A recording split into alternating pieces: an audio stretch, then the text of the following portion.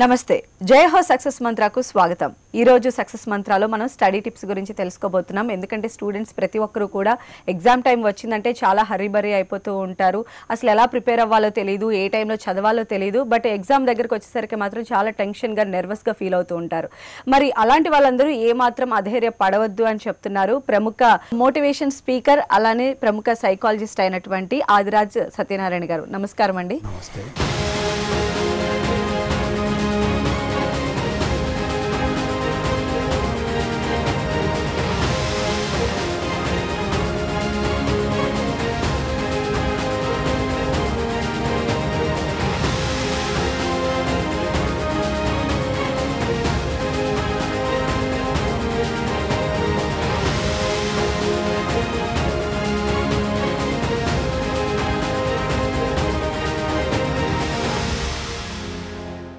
So exams time తక్కువ ఉంటుంది, చదవాల్సిన సబ్జెక్ట్స్ మాత్రం కొండలా ఇంత పేరుకుపోయి ఉంటాయి। సో ప్రతి ఒక్క స్టూడెంట్ కూడా ఎంతో కన్ఫ్యూజన్లో ఉంటారు। సో మీరు ఏం చెప్తారు? అసలు ఫస్ట్ ప్లానింగ్ సరిగ్గా లేకపోవడం వల్ల పిల్లలు ఇప్పుడు స్ట్రెస్లోకి వచ్చేస్తారు।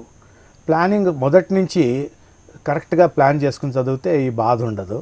ఇప్పుడు సరే దాని గురించి దాని గురించి మనం మాట్లాడాల్సిన అవసరం లేదు। ఇప్పటి నుంచి ఈ 2-3 నెలల్లో వాళ్ళు ఎలా ప్రిపేర్ కావాలి అనే దాని మీద మనం కాన్సన్ట్రేట్ చేస్తే వాళ్ళు ఏ విధంగా ప్రిపేర్ అవ్వచ్చు, ఏ విధంగా క్వశ్చన్ ఆన్సర్స్ చేయొచ్చు, దాని గురించి ఎలా ప్లాన్ చేయొచ్చు, కొన్ని రకమైన టిప్స్ ఉన్నాయి। ఆ టిప్స్ని ఫాలో అయితే ఇప్పుడు కూడా వాళ్ళు సక్సెస్ చాలా ఈజీగా తెచ్చుకోగలుగుతారు। మొదటి నుంచి ఫాలో అయి ఉంటే 100కి 100 వచ్చేవి, ఇప్పుడు 90 రావడానికి అవకాశం ఉండేట్లుగా మనం కొన్ని టిప్స్ వాళ్ళకి ఇవ్వగలుగుతాం। ఓకే, అలానే సత్యనారాయణ గారు మన పెద్దవాళ్ళు చెప్తూ ఉంటారు ప్రతి ఒక్క స్టూడెంట్కి కూడా తెల్లవారుజామునే లేచి కనుక చదివినట్లయితే బాగా జ్ఞాపక శక్తి ఉంటుంది, చదివిన ప్రతిదీ కూడా బాగా గుర్తుండిపోతుంది అంటారు। సో ఒక సైకాలజిస్ట్గా, ఒక మోటివేషన్ స్పీకర్గా మీరు ఏం చెప్తారు? అది చాలా వరకు నిజం। ఎందుకంటే ఏ మనిషి అయినా బయలాజికల్ క్లాక్ ప్రకారము 8 గంటలు నిద్రపోవాలి, 16 గంటలు పనిచేయాలి। 16 గంటలు పనిచేసిన తర్వాత ఈ మైండ్ యాక్సెప్ట్ చేయదు, మీరు ఏం చదివినా అందులో రికార్డ్ కాదు అన్న। మీరు నిద్రపోయి లేచిన తర్వాత అదంతా డిలీట్ అయ్యి ఫ్రెష్గా మీ మైండ్ ఉంటుంది, అప్పుడు చదివితే మంచిదని చెప్పి మన పెద్దలు చెప్పారు। అది పైగా బ్రాహ్మీ ముహూర్తం అంటారు। ఈ బ్రాహ్మీ ముహూర్తంలో మీరు ఏది చదివినా కూడా అప్పుడు మీ పవర్ ఎంత ఉంటుందంటే మైండ్కి 2 టైమ్స్, ఆఫ్టర్నూన్ చదివినా, సాయంత్రం చదివినా, నైట్ చదివినా అప్పటికి కొంతవరకు పనిచేసి ఉంటారు। శరీరము, మైండ్, బాడీ అన్నీ అలసిపోయి ఉంటాయి। ఉదయం లేచినప్పుడు మన మానసికంగా చదవద్దు, ఈ లేవలేను, బద్ధకం అనే ఒక ఫీలింగ్స్ తప్పితే వాటిని అధిగమించేస్తే మీకు బద్ధకం పోతుంది, మీ మైండ్ 2 టైమ్స్ కాన్సన్ట్రేషన్ లెవెల్స్ ఎక్కువగా ఉంటాయి, అండ్ మీరు చదివింది ప్రతిదీ ప్రింట్ అవుతుంది అండ్ పర్మనెంట్గా గుర్తుంటాయి। అదేవిధంగా సత్యనారాయణ గారు, కొంతమంది స్టూడెంట్స్ ఉంటారు ఉదయాన్నే లేచి చదవాలి అని అనుకుంటారు కానీ లేవలేరు, ఏం చెప్తారు మీరు వాళ్ళు? దానికి కారణం సరిగ్గా బయలాజికల్ క్లాక్ అంటారు। బయలాజికల్ క్లాక్ అంటే మీరు ఉదయం 7:30కి బ్రేక్ఫాస్ట్ తినాలి, అదేమైనా చేంజ్ అవుతుందా? కాదు। మధ్యాహ్నం 1 గంటకు భోజనం చేయాలి, చేంజ్ కాదు। 10 గంటలకు కాలేజీకి వెళ్ళాలి, స్కూల్కి వెళ్ళాలి, చేంజ్ కాదు। నైట్ డిన్నర్ టైం చేంజ్ కాదు। ఇవన్నీ ఒక టైం టేబుల్ ప్రకారం జరుగుతున్నప్పుడు మార్నింగ్ నిద్ర లేవడానికి మీకు ఎందుకు అంత కష్టము? దీన్ని టైం టేబుల్ మీరు సెట్ చేయటం లేదు। మీ మైండ్లో ఒకసారి కానీ ఈ టైం టేబుల్ సెట్ చేసుకుని నేను మార్నింగ్ లేవాలని ఒక 100 సార్లు అనుకుని నిద్రపోండి, ఆ టైంకి లేస్తారు। లేచిన తర్వాత కూడా బద్ధకం వస్తే దానికి కొన్ని టిప్స్ ఉన్నాయి। నేను లేవాలి అనుకున్నప్పుడు నా శరీరం నాకు సహకరించడం లేదు, నేను ఏం చేయాలి? ఫస్ట్ టిప్ ఏంటంటే ఆరోగ్యానికి హానికరం కానిది లేవగానే మన మైండ్ని కంట్రోల్ చేసుకుని వాష్ బేసిన్ దగ్గరికి వెళ్ళి చల్లటి నీళ్ళతో మొహం కడుక్కోవడం। అయినా ఒకసారి పడుకుంటే బాగుంటుందిలే అనిపిస్తే కొన్ని లవంగాలు పక్కన పెట్టుకోవాలి, ఒక 4-5 లవంగాలు నోట్లో వేసుకుని గట్టిగా నవిలేస్తే అప్పుడు మీకు ఉన్నది ఆ ఘాటుకి మొత్తము సెన్సెస్లోకి వచ్చేస్తారు। లేదు అది వద్దు, చాలా ఎక్కువ ఘాటు అవుతుంది అనుకుంటే ఒక రబ్బర్ బ్యాండ్ టెక్నిక్ అని ఉంది। ఈ చేతికి ఒక రబ్బర్ బ్యాండ్ కట్టుకుని మీరు గుంజుకోవద్దు, అది మీ చెల్లెలకో తమ్ముడికో చెప్పాలి। వాడిని పొద్దున్న లేచి గుంజరా అంటే వాడు ఎంతవరకు గుంజాలో అంతవరకు గుంజుతాడు, దాంతో అన్ని సెన్సెస్ కరెక్ట్గా వస్తాయి, చదివితే బాగుంటుంది। ఇలా కాకుండా సైకాలజిస్టులు ఏమంటున్నారంటే ఇప్పుడు మైండ్ అనేది ఒకటి ఉంటుంది, ఆ మైండ్లో వాడు నేను రాత్రి చదివితేనే నాకు బాగా గుర్తుంటుంది అని ఫిక్స్ అయిపోయాడు అనుకోండి। ఈ సినిమాల్లో కూడా డైలాగులు వస్తున్నాయి, ఒకసారి ఫిక్స్ అయితే నా మాట నేనేమన్నా, ఇంకా మీ మాట నా మాట వినండి, వాడు రాత్రి చదువుతానంటాడు। కానీ రాత్రి చదివినప్పుడు ఏమవుతుందంటే పవర్ 65-75% ఉంటుంది మైండ్కి. అందువల్ల ఉదయం లేవమంటారు. ఉదయం లేవడానికి ఈ టిప్స్ వాడితే బయలాజికల్ క్లాక్ సెటప్ చేసుకుంటే ఇది చాలా ఈజీ. ఎగ్జామ్కి ప్రిపేర్ అవ్వడానికి లేదా ఆ టైంలో చదువుకోవడానికి నిజంగా ఒక టైం అనేది ఉంటుందంటారా? It's depend upon the student అనుకోవచ్చు. అట్లా కాదు కదా, ఇప్పుడు పిల్లలు ఆటోమేటిక్గా వాళ్ళు సాయంత్రం ఇంటికి వచ్చేటప్పటికే 5-6 అవుతుంటుంది. ప్రైవేట్ క్లాసులు అంటారు, అదంటారు, ఇదంటారు. కాబట్టి వాళ్ళకి ఒక టెక్నిక్ ఉంటుంది. ఇప్పుడు మన మెమరీ ఎట్లా ఉంటుందంటే it is valid for 24 hours. అందుకని మన పెద్దలు ఏం చెప్తూ ఉంటారు, ఇవాళ చెప్పింది ఇవాళ చదువుకోరా. దాంట్లో వాళ్ళకి మీనింగ్ అప్పుడు తెలియకపోవచ్చు. ఇప్పుడు సైకాలజిస్టులు ఏమంటున్నారంటే ఈ మైండ్లో మీరు ఏది చదివినా ఏది చూసినా ఫస్ట్ 24 hours యాక్టివ్గా ఉంటుంది. మళ్ళీ ఒకసారి చూస్తే అది కొద్దిగా మిడిల్ లెవెల్కి వెళ్తుంది. రిపీట్ చేశారనుకోండి, రీడ్, రీరీడ్, రివైజ్, ఈ 3 times ఎప్పుడైతే మీరు చేస్తారో అది మెమరీ ఛానల్లోకి వెళ్ళిపోతుంది. దానివల్ల మనం ఏంటంటే ఫస్ట్ ఎవరికి కూడా ఫోటోగ్రాఫిక్ మెమరీ లేదు. ఎవడు ఏకసంతాగ్రాహి కాదు. ప్రతి మనిషి మెదడులో ఒక చిప్ ఉంటుంది. ఆ చిప్ మీకు ఒక పేరు ఎయిర్టెల్ ఉండొచ్చు, నాకు వోడాఫోన్ ఉండొచ్చు, ఇంకోళ్ళకి ఉన్నారు, ఇంకోటి జియో. కానీ అన్ని చిప్స్ ఒకటే. ఆ చిప్లో మీరు వేసేది 1G, 2G, 3G ఏది వేస్తారనేది మీ చేతిలో ఉంది. అది కరెక్ట్గా వేసినప్పుడు మీ మెమరీ పవరు హాయిగా వికసిస్తుంది. మీరు చదివింది మీకు గుర్తుంటుంది. మెమరీ అనేది ఎవరికి అందరిది ఒకటే సొంతం. మీరు అది మాత్రం గుర్తుపెట్టుకోవాలి. మీరు చూడండి, పెద్ద పెద్ద రాజకీయ నాయకులు 80 ఏళ్ళు 90 ఏళ్ళు వాళ్ళు వచ్చిన వాళ్ళు హాయిగా గుర్తుపెట్టుకుంటారు, హాయిగా మాట్లాడుతూ ఉంటారు. అదే మన ఇంట్లో తాతయ్యలు బామ్మలు వాళ్ళు అసలు ఏది గుర్తుండదు. డిమెన్షియా వస్తుంది, ఫర్గెట్ఫుల్నెస్ వస్తుంది. దీనికి కారణం ఏంటంటే మన మైండ్, మన బ్రెయిన్ మీరు ఎంత పాలిష్ చేస్తే అంత షైన్ అవుతుంది వజ్రంలాగా. అట్లాగే మన మెమరీ పవర్ కూడా అట్లాగే ఉంటుంది. ఒకసారి చదవాలి, రెండోసారి చదవాలి, రీడ్, రీరీడ్, రివైజ్, ఈ 3 టెక్నిక్స్ ఫాలో అయితే పర్మనెంట్ మెమరీలోకి వెళ్ళిపోతుంది. ఏ రోజు చదివింది ఆ రోజు చేయాలి. ఏ రోజు విన్నది ఆ రోజు నేర్చేసుకొని చిప్లో పెట్టేసుకోవాలి. చిప్లో పెట్టేస్తే ఇంకోసారి చదివినప్పుడు చాలా ఈజీ అయిపోతుంది. దాని గురించి అసలు వాడికి టెన్షనే ఉండదు. అదేవిధంగా ఇందాక మనం మాట్లాడుకున్నట్టు కొంతమంది స్టూడెంట్స్ మార్నింగ్ చదువుతారు, కొంతమంది నైట్ చదవడానికి ఆసక్తి చూపిస్తూ ఉంటారు. మరి ఇక్కడ కూడా స్టూడెంట్ యొక్క మెమరీని బట్టే మనం క్యాలిక్యులేట్ చేయొచ్చు అంటారా? వాడు ఒకసారి ఫిక్స్ అయిపోయాడు నేను నైటే చదివితే బాగుంటుందని, వాడికి ఎలా చేయాలి. ఎందుకంటే వాడు ఆ టైంలో చదివితే నాకు వస్తుందంటే ఇప్పుడు పీపుల్ ఆర్ అలవింగ్ అది. కానీ మీరు చెప్పినట్లు మార్నింగ్ బ్రాహ్మీ ముహూర్తంలో చదివిందే కరెక్ట్. ఎవరి దాన్ని తోచిన విధానంగా వాళ్ళు ఫాలో అవుతున్నారు. సో మరి స్టూడెంట్స్ ఇప్పుడు చాలా తక్కువ టైం ఉంది, ఎగ్జామ్స్ వచ్చేసాయి, సబ్జెక్ట్స్ చాలా ఎక్కువ ఉన్నాయి. మరి ఎలాగ ఒక్కొక్క సబ్జెక్ట్ని మనం ఏ రకంగా చదివితే బాగుంటుంది అంటారు? అది దీన్ని ఏమంటారంటే పిట్ అంటారు, లేకపోతే టిప్ అంటారు. పిట్ అంటే ప్లెజర్, నీకు ఏది ఆనందంగా ఉంటుందో, ఏజిగా ఒకసారి చదివితే వచ్చేస్తుందనే ఒక ఐడియా ఉంటుందో దాన్ని హాయిగా నాన్టేల్స్ గింటేల్స్ కథ చదివినట్టు చదివేయమంటారు. తర్వాత interesting, next is interesting. Pleasure, interesting, నీకు కెమిస్ట్రీ ఇంట్రెస్ట్ ఉండొచ్చు, మ్యాథమెటిక్స్ ఇంట్రెస్ట్ ఉండొచ్చు, వాటిని కంప్లీట్ చేసేసుకో. T is tough, last tough. అది ఆ టఫ్ సబ్జెక్ట్ ఏముందో దానికి చేయాల్సిన పని ఏంటంటే చదివితే రాదు, ఎన్నిసార్లు చదివినా గుర్తు. వాడు ఏంటంటే వాడు ఒక ప్రోగ్రామ్ చేశాడు మైండ్ని, నేను ఎన్నిసార్లు చదివినా ఇది గుర్తుండదు, నాకు ఇది చాలా డిఫికల్ట్గా ఉంది.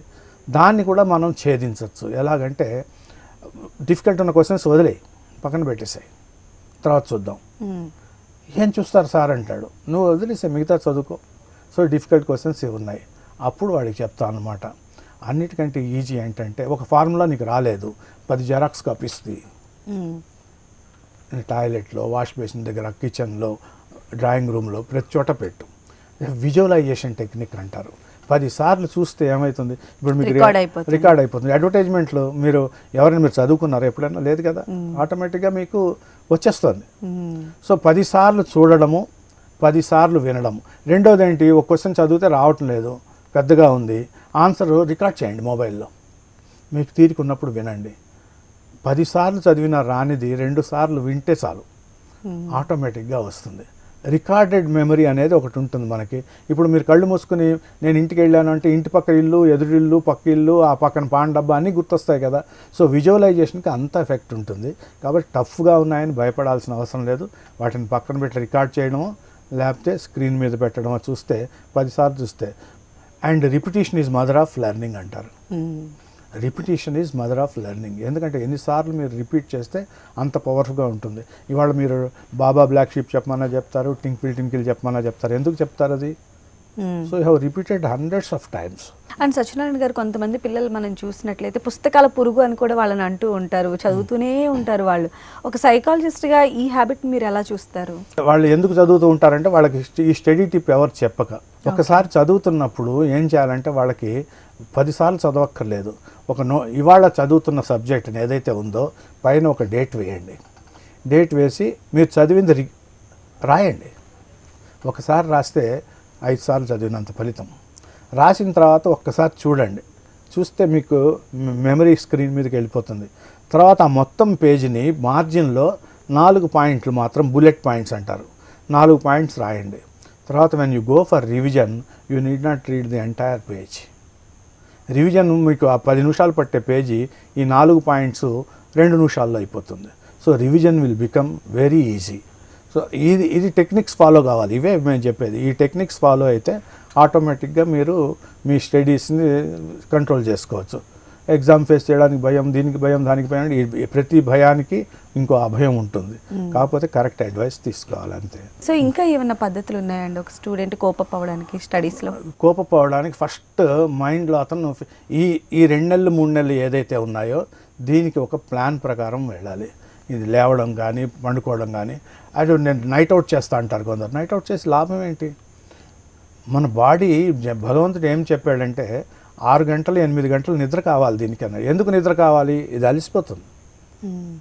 అలసిపోయిన తర్వాత ఆటోమేటిక్గా నిద్రలోనే దానికి విశ్రాంతి దొరుకుతుంది. ఆ నిద్రని మానేసి నేను రాత్రి అంతా టీలు తాగి చదువుతానంటే వేస్ట్. అది యాక్సెప్ట్ చేయదు, ఆ ఛానల్లోకి వెళ్ళదు. కాబట్టి నేను నైట్ అవుట్ చేస్తాననేది ఫస్ట్ పక్కన పెట్టండి. నాకు ఊరికే డిస్టర్బెన్స్ అవుతోంది, అది డిస్టర్బెన్స్ అవుతోంది, మా అమ్మ అరుస్తోంది, అక్కడ టీవీ పెడుతున్నారు, ఇవన్నీ ఏమంటారు సాకులు, కుంటి సాకులు చెప్తూ ఉంటారు పిల్లలు. వాటన్నిటికీ ఒకటే మంత్రం ఏంటంటే మీకు పింక్ మ్యూజిక్ అని వైట్ మ్యూజిక్ అని ఒక దొరుకుతుంది. అది ఇయర్ ఫోన్లో పెట్టుకుంటే మీకు బయట శబ్దాలు ఏవి మీకు రావు, ఒకటే శబ్దం వస్తుంది. అది లేకపోతే రెయిన్ మ్యూజిక్ అంటారు. అది వాన పడుతున్నట్లే ఒకటే శబ్దం, 10 రకాల శబ్దాలు, టీవీలు గీవీలు ఇవేవి ఉండవు. ఒకటే శబ్దం, డిస్ట్రాక్షన్ ఉండదు. హ్యాపీగా చదువుకోవచ్చు. తర్వాత ఒక టైం టేబుల్ ప్రకారం చదువుకోవాలి. తర్వాత ఈ టైంలో స్ట్రెస్కి లోన్ అవ్వాల్సిన అవసరం లేదు. పర్ఫెక్ట్ ప్లానింగ్ చేసుకోవాలి. స్ట్రెస్ ఉండేటప్పటికి ఏమవుతుందంటే ఏదో ఒకటి 2 చాప్టర్లు వదిలేద్దాం అనిపిస్తుంది. ఆ 2 చాప్టర్లు వదిలేసిన తర్వాత వీడు ఏం చెప్తాడంటే 2 చాప్టర్లు వదిలేశాను, రేపు పరీక్షలో వస్తే ఏమవుతుంది? వస్తాయి నాకు తెలుసు. వెళ్ళగానే మన మైండ్ బ్లాంక్ అవుతుంది. అందరి మైండ్ చెప్తాడు వాడు ఒక్కడి మైండ్ కాదు, మన మైండ్ బ్లాంక్ అవుతుంది అంటాడు. సో ఈ సబ్ కాన్షియస్ మైండ్ కరెక్ట్గా ప్లాన్ చేస్తుంది. ఎవరు బాసు? వాడే బాసు. 2 చాప్టర్లు వదిలేస్తా అన్నాడు, వదిలేశాడు. ఆ 2 చాప్టర్లో క్వశ్చన్స్ వస్తాయన్నాడు. దీన్ని లా ఆఫ్ అట్రాక్షన్ అంటారు. వీడు వెళ్ళగానే ఫస్ట్ ఆ 2 చాప్టర్లోంచి వస్తాయి. మీరు కూడా గమనించండి. మీ మైండ్కి ముందరే తెలుస్తుంది విజువలైజేషన్లో. అవి రాగానే అక్కడ దాకా పర్వాలేదు. వాడు ఏమన్నాడు నెక్స్ట్? నేను బ్లాంక్ అవుతా అన్నాడు, అయిపోయాడు. ఇంకా 2 గంటలు వాడికి ఏం గుర్తురాదు. మళ్ళీ ఎగ్జామ్ హాల్ బయటకు వచ్చినప్పుడే వాడికి గుర్తొస్తుంది. సో మన సజెషన్స్ మంత్రంలా పనిచేస్తుంది. పనికి మాలిన సజెషన్స్ ఈ మైండ్కి ఇవ్వకూడదు. ఓకే 2 చాప్టర్లు వదిలేశాను, వరీ ఎందుకు? వరీ టైంని నేను స్టడీ టైంలో కన్వర్ట్ చేస్తాను. కనీసం 1 చాప్టర్ చదువుకోవచ్చు. అయ్యో వదిలేశానని బాధపడుతూ కూర్చునేదానికంటే నేను కన్వర్ట్ చేస్తే స్టడీ టైంలోకి 1 చాప్టర్ నాకు అవుతుంది కదా. పోనీ 1 చాప్టర్ నిజంగానే వదిలేశాను, 2 చాప్టర్లు, ఎగ్జామ్కి వెళ్తాను, ఆ 2 ప్రశ్నలు వస్తాయి, మొత్తం 8, 9 వస్తాయి, నేను రాయాల్సిన 5, ఆ 2 పోతే మిగతావన్నీ నాకు వచ్చు కదా. నేను ఎందుకు భయపడాలి? ఇదో నీ మాటే మంత్రం. ఆ మంత్రాన్ని కరెక్ట్గా వేసుకుంటే నీ మైండ్ ట్రాప్లో పడకుండా ముందుకు వెళ్ళచ్చు. ఎంత చదివినా కూడా మా అబ్బాయికి బుర్రకెక్కట్లేదు అని కూడా చాలా మంది పేరెంట్స్ చెప్తూ ఉంటారు. ఇది ఎందుకు జరుగుతుందంటారు? అయితే చెప్పాను కదా, నేను అక్కడికి వెళ్ళగానే గజని అయిపోతాను అనుకుంటే గజని అయ్యాడు కదా. మా నాన్నే చెప్పాడు నేను ఎందుకు పనికిరాని వాడిని, నా మెమరీ వీక్ అని మా అమ్మ చెప్తోంది. సో వాళ్ళు ఫిక్స్ అయిపోతారు. సో దానికంటే బెస్ట్ ఏంటంటే అరే నువ్వు ఏం పర్వాలేదురా, 2 సార్లు చదివితే నీకు అన్నీ గుర్తుంటాయి.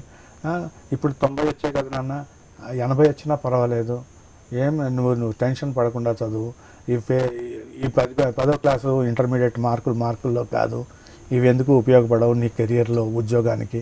దీన్ని లైట్గా తీసుకో. అని వాళ్ళకి ధైర్యం ఇచ్చి పంపించాలి. అండ్ జనరల్గా ఎవ్వరు కూడా ఫెయిల్ కారు 10th క్లాస్. మీకు తెలిసిన ఫ్యామిలీలో ఎవరైనా ఫెయిల్ అయిన అబ్బాయిని కానీ అమ్మాయిని కానీ చూపించండి, అనవసరంగా టెన్షన్ పెట్టుకోవాలి. తల్లిదండ్రుల పాత్ర ఏ విధంగా ఉండాలంటారు ఒక స్టూడెంట్ ఎగ్జామ్కి ప్రిపేర్ అవుతున్న టైం? తల్లిదండ్రులు ఎగ్జామ్ ప్రిపేర్ అవుతున్నప్పుడు ఎంకరేజ్ చేయాలి, వాడికి డిస్ట్రాక్షన్స్ రాకుండా చూడాలి, వాడికి నెగిటివ్ సజెషన్స్ ఇవ్వకూడదు. తర్వాత వాడి ఫుడ్ మీద చాలా కాన్సన్ట్రేట్ చేయాలి. ఈ టైంలో ఈ జంక్ ఫుడ్స్, రోడ్డు మీద కూల్ డ్రింక్స్, తర్వాత ఇవన్నీ వదిలేసేయాలి. మాక్ టెస్ట్ జరిగినప్పుడు ఐఏఎస్ టాపర్ ఒక పిల్లవాడు అయింది. వీడు ఎట్లయినా పర్ఫెక్ట్ సెలెక్ట్ అవుతున్నాడు అనుకున్నారు. మెహదీపట్నంలో సెంటర్లో వెళ్ళాడు. వెళ్తూ ఎగ్జామ్ హాల్లోకి వెళ్తూ బయట చెరుకు రసం తాగి వెళ్ళాడు.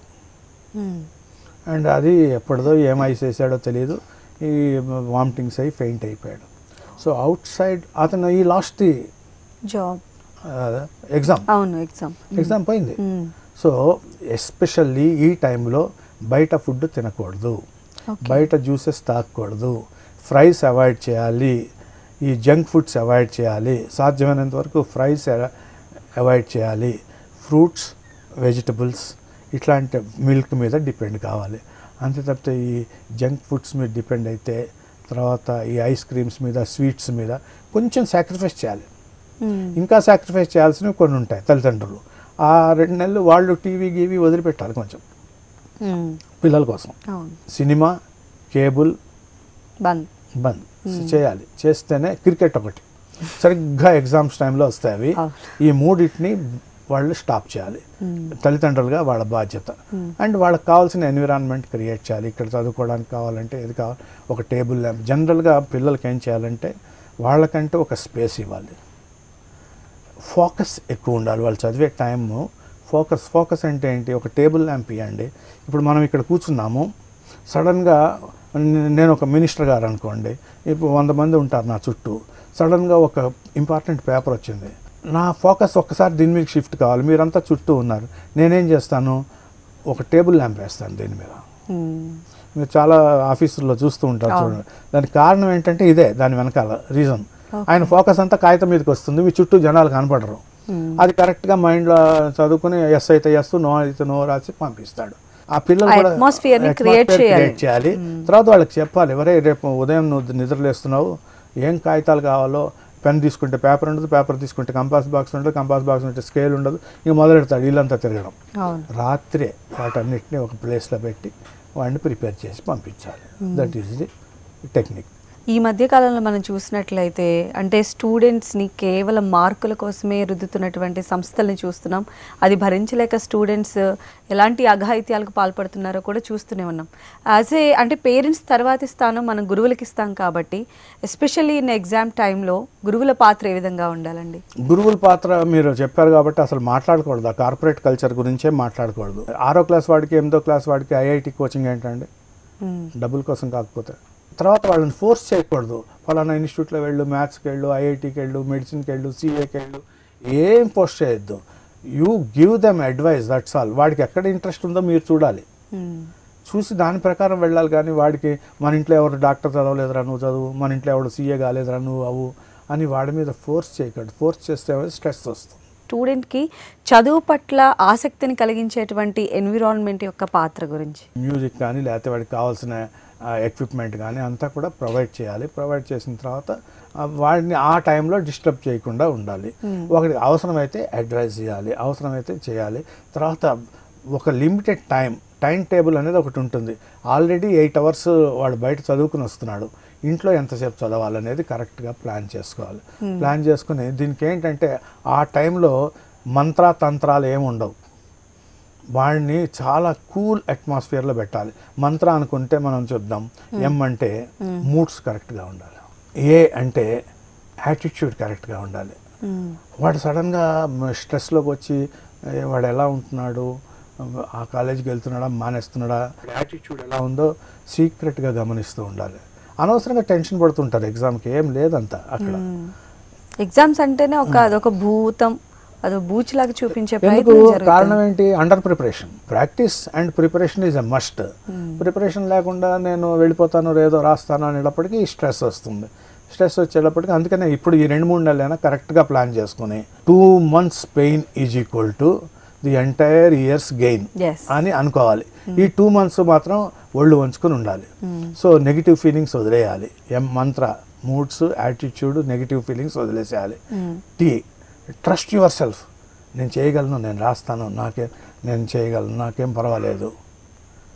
టీఆర్, రీజనబుల్గా ఉండండి, అంత హడావిడి పడిపోవద్దు. దీని గురించి అనవసరం. రీజనబుల్ టైం అలాట్ చేయండి, చదవండి. అండ్ అఫర్మేషన్స్ ఇచ్చుకోండి. లాస్ట్ ఏ అంటే అఫర్మేషన్స్. నేను పాస్ అవుతాను, నా మెమరీ గ్రేట్, నా 100% నాకు ఇందులో తిరుగులేదు, ఇట్లా పాజిటివ్, ఈరోజు గొప్పది, నేను చదివేదంతా గుర్తుంటుంది. ఇట్లాంటి అఫర్మేషన్స్, పాజిటివ్ అఫర్మేషన్స్ ఇచ్చుకుంటూ ఉంటే he will be a successful person. అలానే ఫ్రెండ్స్ తో కలిసి గ్రూప్ స్టడీస్ చేస్తూ అది 2-3 కంటే ఎక్కువ ఉండకూడదమ్మా. 2-3 కంటే ఎక్కువ ఉంటే వాళ్ళకి ఇంకా గాసిప్కి వస్తుంది. అక్కడ వాడేం చేశాడు, ఇక్కడ క్రికెట్ ఏమైంది, అక్కడ సినిమా ఏమైంది, ఇక్కడ ఇదేమైంది, అక్కడ పాలిటిక్స్ ఏమైనాయి, ఇట్లాంటివన్నీ వస్తాయి. 2 మ్యాక్సిమం 3 కంటే చేయకూడదు. 2-3 అయితే చాలా కంఫర్టబుల్గా ఉంటుంది కూడా. ఇప్పుడు మీకు ఇందాక చెప్పాను రికార్డింగ్, అరే ఈ ప్రశ్న నాకు రావటం లేదురా, నువ్వు రికార్డ్ చేయరా అంటే అది ఇంకా పర్ఫెక్ట్గా ఉంటుంది. ఫైనల్గా ఎగ్జామ్స్కి మరి ఎన్నో రోజులు లేదు, స్టూడెంట్స్కి ఏం చెప్తారు, ఎలాంటి టిప్స్ ఇస్తారు? ఇప్పుడు ఏమి ఆందోళన పడాల్సిన అవసరం లేదు. చక్కగా కూల్గా ప్రశాంతంగా జస్ట్ ఏ సబ్జెక్ట్ తీసుకున్నా SQR3 అనే ఒక టెక్నిక్ ఉంది. మీరు నెట్లో చూసినా కూడా కనపడుతుంది. ఎస్ అంటే ఒక చాప్టర్ తీశారు, ఆ చాప్టర్ తీసిన వెంటనే దాన్ని సర్వే చేయమంటాడు. ఓకే, మొత్తం చాప్టర్ లైట్ తీశారు, ఇలా చూస్తాను. కొన్ని చోట్ల ఇటాలిక్ రాశాడు, కొన్ని చోట్ల అండర్లైన్ చేశాడు, ఒక చోట బోల్డ్ లెటర్స్ ఉన్నాయి, అక్కడ ఆగండి, దాన్ని రెడ్డింగ్తో టిక్ చేసేసేయండి. సర్వే చేశారు. తర్వాత మీకు అది ఒకసారి సర్వే చేసిన తర్వాత వెనకాల క్వశ్చన్స్ చూడండి. ఆ క్వశ్చన్స్లో మీ మైండ్కి తెలుస్తాయి, ఇది ఇంపార్టెంట్, ఇది నాట్ ఇంపార్టెంట్, ఇది ఇంపార్టెంట్, కొంత ఒక ఐడియా వచ్చేస్తుంది. అది వర్టికల్ రీడింగ్. ఒక్కసారి చాప్టర్ చూశారు, ఇంపార్టెంట్ పాయింట్స్ తెలిసిపోయినాయి, క్వశ్చన్స్ చూశారు, ఏవి ఇంపార్టెంటో తెలిసిపోయింది, వెంటనే వాటిని తీసుకోండి, వాటి మీద కాన్సన్ట్రేట్ చేయండి. చాప్టర్లో మీరు already you can omit 60%. Okay, దానికి ఇంకా బెస్ట్ పద్ధతి ఏంటంటే ప్రీవియస్ పేపర్లు చూడండి, 4 ఏళ్లవి చూస్తే ఏ ప్రశ్నలు రిపీట్ అవుతున్నాయో మీకు తెలిసిపోతుంది. అంచనాకు వచ్చేస్తారు. అవి రాసుకుంటే మీరు ఈజీగా సక్సెస్ కాగలుగుతారు. దట్ ఈస్ ద సక్సెస్ మంత్ర. Okay, so thank you so much అండి సత్యనారాయణ గారు. ఈరోజు చాలామంది స్టూడెంట్స్ ఎలా చదవాలో కూడా వాళ్ళకి అర్థం కాక ఆ టైంకి ఎంతో టెన్షన్ పడిపోతూ ఉంటారు. ఈరోజు మీరు ఇచ్చినటువంటి వాల్యుబుల్ టిప్స్ వాళ్ళకి ఎంతగానో ఉపయోగపడతాయని చెప్పి మనస్ఫూర్తిగా కోరుకుంటున్నాం. థ్యాంక్ యూ సో మచ్ అండి. నమస్తే.